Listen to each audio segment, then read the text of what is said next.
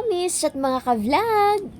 Welcome back to my channel! Sa vlog na ito ay babahagi ko sa inyo ang aming simpleng araw kasama ang aking baby.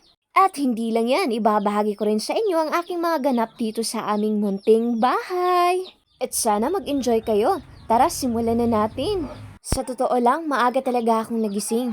Lalong-lalo na, ako lang mag-isa dito sa munti naming bahay.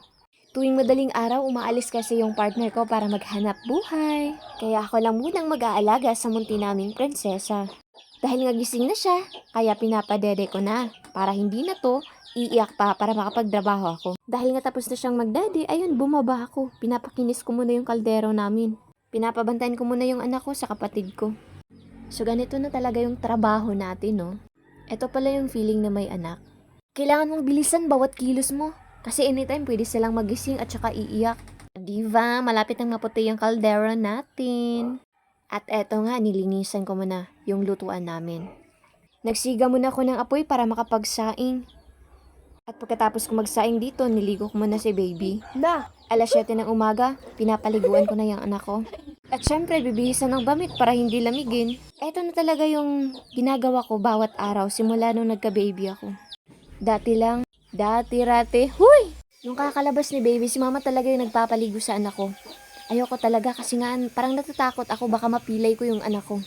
Ang payat-payat niya kasi at saka ang liit-liit, nako, nakakatakot.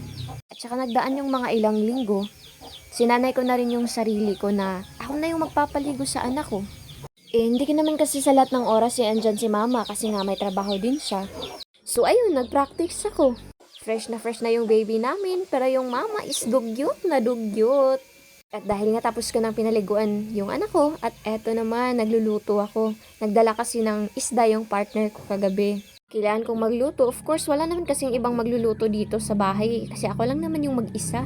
Paksiw na isda na lang yung lulutuin ko, at saka tinola.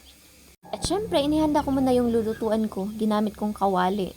Nilagyan ko pala ng sabon yung labas na bahagi ng kawali para hindi ako mahirapang kuskusin yun pagkatapos ko magluto. At habang magluluto muna ako, may share ako sa inyo. Iba palang feeling pag may anak ka na, no? Nakakatuwa nga eh. Kasi yung pangarap ko is babae tapos binigay ni Lord. Ayan, luto na pala yung niluluto ko. Pagkatapos kong magluto, andito na naman ako.